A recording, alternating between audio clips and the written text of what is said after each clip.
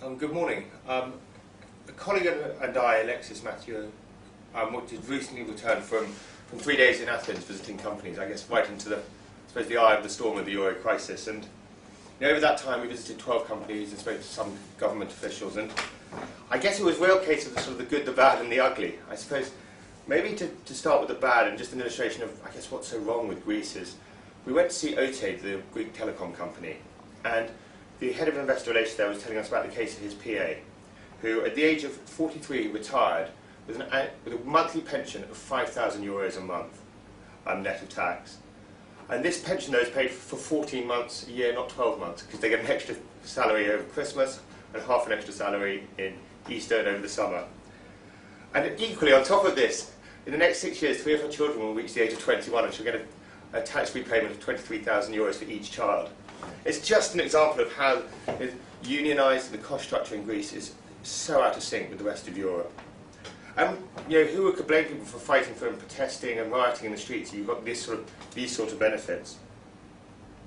But I suppose almost the most depressing was the first 2 meetings we had with 2 of the banks, Alpha Bank and National Bank of Greece.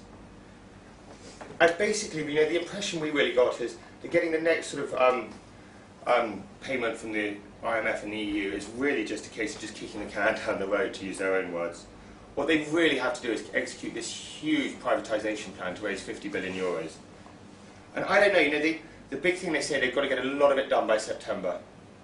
And a lot of people are going to be away in July in Greece. They're planning to do 1 a week, which I don't know, seems very, very ambitious. So I don't know, I'm pretty sceptical, and it could easily come to a head again in the beginning of September. And I suppose other very ugly scenes were the retailers, where home furnishings and electrical sales are down 50% in the last 2 years. Clothing retailers down 45% in the last 2 years. And whilst there's some wonderful companies in the retail sector in Greece, it's against such a backdrop, it's just too difficult. But that said, I guess as always, we could find some wonderful opportunities at the stock level, which I guess sounds slightly counterintuitive.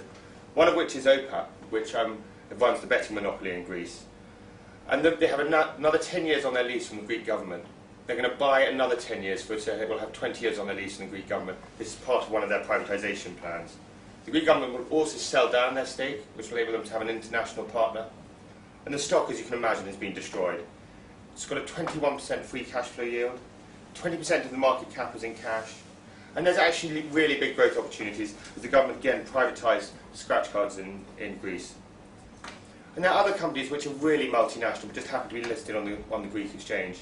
And Coca-Cola Hellenic is probably the prime example of this, who do the distribution of Coca-Cola in Greece, but principally in the Ukraine, Russia, Turkey, huge booming emerging markets.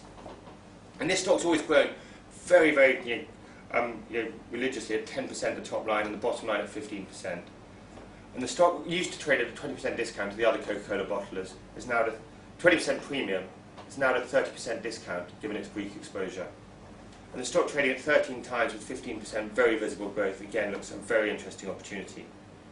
So whilst I guess on a macro level it was a very depressing and daunting trip, we still found some very, very nice stock ideas, which I guess is probably symptomatic of, a lot of our views on the market. The macro news continues to be uncertain or wobbly at best, but talking to our companies, things continue to look very, very good. Thank you.